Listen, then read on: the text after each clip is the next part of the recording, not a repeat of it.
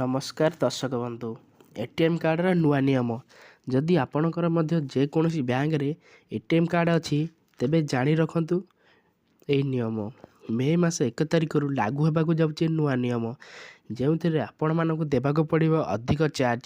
ଆସନ୍ତୁ ସମ୍ପୂର୍ଣ୍ଣ ଅପଡ଼େଟ୍ ଜାଣିବା।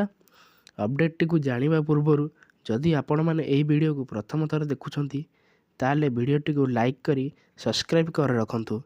ଦେଖନ୍ତୁ, ଯେଉଁମାନେ ଅର୍ଥ ଉଠାଇବା ପାଇଁ ଏଟିଏମ୍ ବ୍ୟବହାର କରୁଥିବ ସେମାନଙ୍କ ପାଇଁ ଖବର।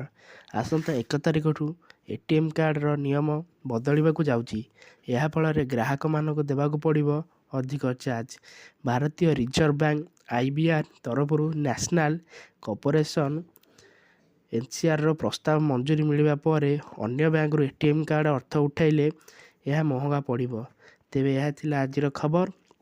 ଯଦି ଆପଣମାନେ ଏହିଭଳି ଖବର ପ୍ରଥମେ ଜାଣିବାକୁ ଚାହୁଁଛନ୍ତି ତାହେଲେ ଆମ ଚ୍ୟାନେଲ୍ ସହ ଯୋଡ଼ି ହୋଇ ରୁହନ୍ତୁ। ଧନ୍ୟବାଦ।